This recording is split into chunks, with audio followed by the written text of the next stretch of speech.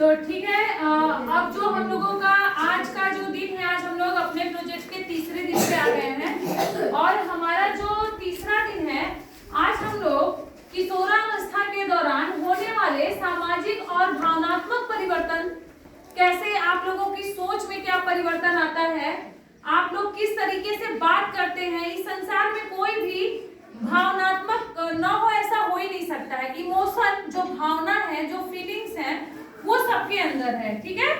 लेकिन उस भावना को अभिव्यक्त करने की जो प्रक्रिया है, जो तरीका है, वह स्वस्थ है या अस्वस्थ है, इन चीजों के बारे में आज हम लोग चर्चा करेंगे। जैसे एक लड़की है रीना, वो बहुत अच्छा कबड्डी खेलती है, ठीक, लेकिन उसने देखा कि उसके गांव में जो प्रतियोगिता होने वाली है उसमें उसका नाम नहीं आया है, उस लिस्ट में, खेल के खिलाड़ियों के लिस्ट में उसका नाम नहीं आया है, और वो जाकर के वहां पे झगड़ा करने लगी मुखिया जी से।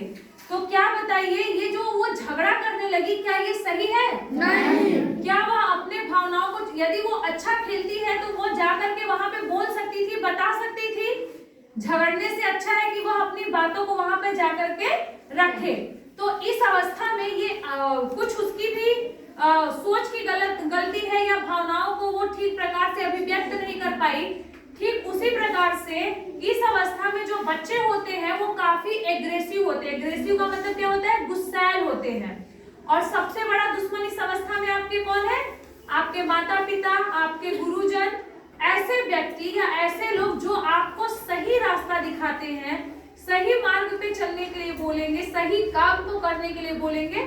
आप लोगों को लगता है ये सही नहीं है, ठीक, क्योंकि आपके शरीर में काफी परिवर्तन है। किशोरावस्था को आंधी और तूफान की अवस्था कहा जाता है। काफी तनाव महसूस करते हैं बच्चे इस टाइम। जो भी आपके शरीर में परिवर्तन हो रहा है उससे जो है आप लोग काफी तनाव की स्थिति में बने रहते हैं, उसके साथ साथ काफी दबाव भी महसूस करते हैं। तो हमने कहा कि भावनाओं को अभिव्यक्त करने का तरीका, और काफी दबाव भी महसूस करते हैं। जैसे आप लोग थोड़ी थोड़ी सी बातों को लेकर के किसी भी बात को लेकर के चिंतित हो जाते हैं, टेंशन में आ जाते हैं। क्या कहते हैं? टेंशन आ गया, बहुत टेंशन है, सर दर्द कर रहा है, ऐसा नहीं होना चाहिए, ये कैसे हो गया। अब इसी में जो लड़के होते हैं, जैसे 2-4 दोस्त लोग हैं, इसी में कुछ बच्चे होते हैं जो गलत काम भी करने लगते हैं। जैसे कैसे? जैसे इन्होंने कह दिया कि मेरा सर दर्द कर रहा है, बहुत टेंशन है, मेरा पेपर है, हम कैसे करें, मुझे समझ में नहीं आ रहा है, पेपर में क्या आएगा। अब ये घबराहट है ना। अब दूसरा बोल दिया कि चलो थोड़ा सा आओ, ये देखो मैं कुछ दे रहा हूँ तुमको, पी लो और ठीक हो जाएगा। या सिगरेट है, बीड़ी है, इसको थोड़ा सा फूंक मार लो और देखो फिर एकदम मजा आ जाएगा, इस टाइप का। और बच्चे जो है सही और गलत की समझ नहीं होती है।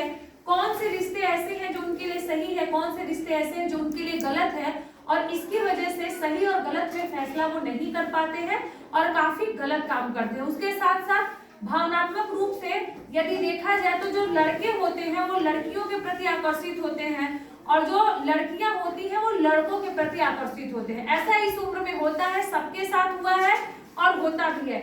लेकिन यहाँ पे सही और गलत की पहचान करनी है। आकर्षित होना, आपको, आप किसी को देखते हैं, वो आपको अच्छा लग रहा है, ये एक अलग चीज है।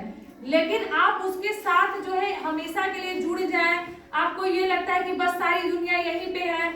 और कभी कभी इसका बहुत बुरा परिणाम भी होता है। जैसे किसी लड़के ने किसी लड़की को कुछ कहा, लड़की ने पलट करके कुछ जवाब दे दिया, फिर लड़का गुस्से में आ गया और उसको हानि पहुंचाने की कोशिश कर रहा है। ऐसे एसिड अटैक के बारे में आप लोगों ने सुना होगा, लड़कियों के चेहरे पे एसिड वगैरह फेंक देते थे ना। ऐसी कई सारी बातें जो है कई बार आप लोगों को बताया भी गया है। तो ऐसा नहीं करना है, आपको अपने व्यवहार में शालीनता लानी है, आपको बोलने का जो तौर तरीका है जो सही है वो करना है। तो भावनात्मक रूप से बच्चे इस प्रकार से जैसे जुड़े रहते हैं। एक कहानी सुना रही हूँ। एक छोटा बच्चा है और एक बच्ची है, छोटे, इतने भी छोटे नहीं है, वो बचपन से ही एक दूसरे के साथ पढ़े हुए हैं। और जब कक्षा 11 में वो लोग जाते हैं, हाई स्कूल पास हो गए, 10 तक पढ़ के पास हो गए, जब कक्षा 11 में जाते हैं तो जो लड़का है वो उसको प्रपोज करता है। प्रपोज करने का मतलब मुझे लगता है सबको पता होगा। प्रपोज करने का मतलब समझ रहे ना, यहाँ पे सब समझ रहे हैं ना, आप लोग को बहुत जानकारी है, ठीक है। तो प्रपोज जब किया तो लड़की जो है वो समझ में नहीं आ रहा है उसको कि मैं इसको मना कैसे करूं। अगर हम मना करेंगे तो इतने दिनों की हमारी जो दोस्ती है वो टूट जाएगी। फिर वो कह रही है यदि मैं मना नहीं, मतलब अपने मन कह नहीं रही है, वो अपने मन में सोच रही है कि यदि मैं इसके साथ इस रिश्ते को आगे बढ़ाती हूँ तो फिर आगे परिवार, माता पिता, समाज, और ये सही भी नहीं है क्योंकि आगे अभी पढ़ना है। क्लास 11th का जो बच्चा है उसे अभी पढ़ना ना है, अपने पढ़ाई पे ध्यान देना चाहिए या फिर गर्लफ्रेंड या बॉयफ्रेंड बनाने पे ध्यान देना चाहिए? अपने पढ़ाई पे ध्यान देना चाहिए ना।